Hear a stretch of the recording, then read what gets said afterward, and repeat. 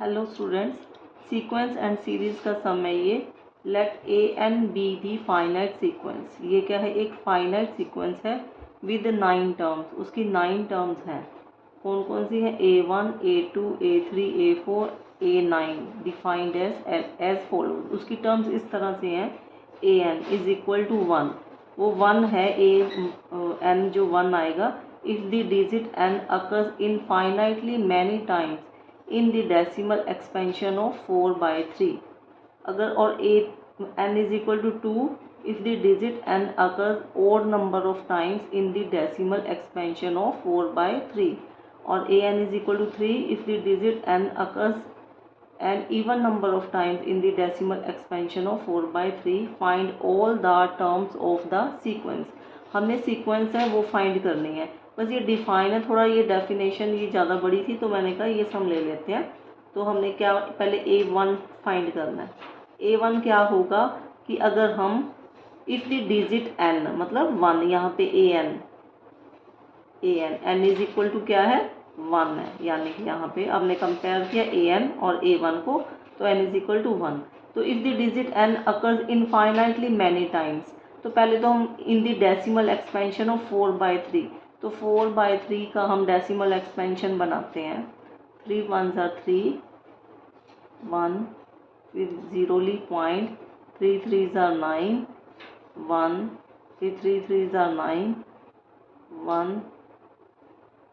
इस तरह से हमने देखा कि जो डेसिमल एक्सपेंशन है वो हमारी आएगी 1.33333 सोन, यानी कि 1.3 बार।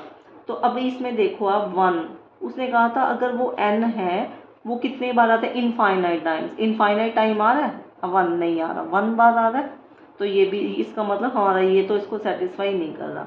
2 if the digit n occurs odd number of times, यानी कि जो हमारा A1 है वो ओड नंबर ऑफ टाइम 1 बार आ रहा है। तो 1 क्या होता है? Odd number.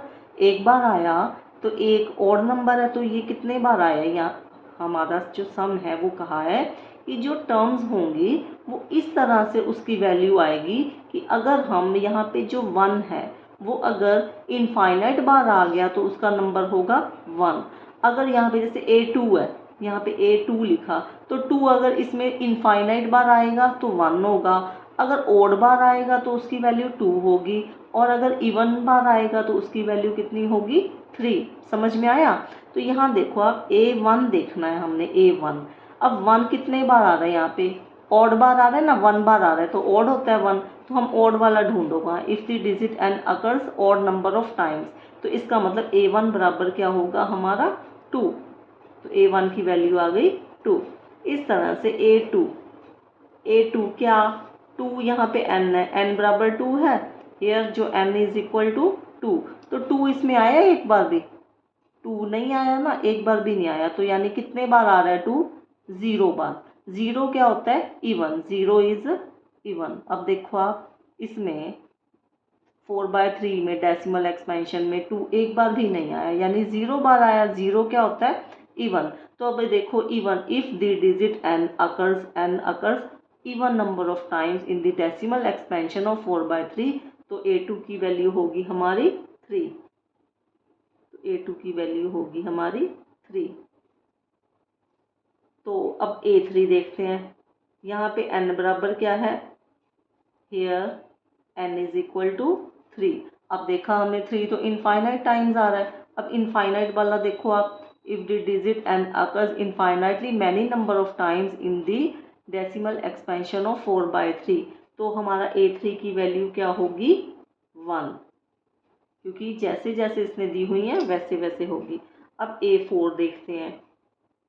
A4 तो क्या A4 डेसिमल एक्सपेंशन में आया है? नहीं। तो ये मतलब 0 बार आया, 0 इवन है। तो जब 0 इवन है तो इवन वाला केस क्या है? 3। तो A4 की वैल्यू भी क्या होगी हमारी? 3। A5 5 आया इसमें? एक बार भी नहीं आया। डेसिमल एक्सपेंशन में एक बार भी नहीं आया, तो 0 बार आया है। तो 0 इवन है, तो इवन के केस में वैल्यू क्या होगी हमारी? 3। इस तरह से A6 में भी 6 कितने बार आया? 0 बार। 0 इज इवन, तो इवन नंबर ऑफ टाइम्स में जो हमारा वैल्यू होगी A6 की वो होगी 3। सिमिलरली A7 भी नहीं आया, 0 बार आया तो उसकी वैल्यू भी 3। A8 भी कितने बार आया, 0 बार, तो 0 जब इवन नंबर ऑफ टाइम्स है तो उसकी वैल्यू होगी 3। और A9 इसी तरह से A9 भी कितना होगा, 3। सो हम सारी वैल्यूज फाइंड कर ली हैं। This is our answer. Thank you.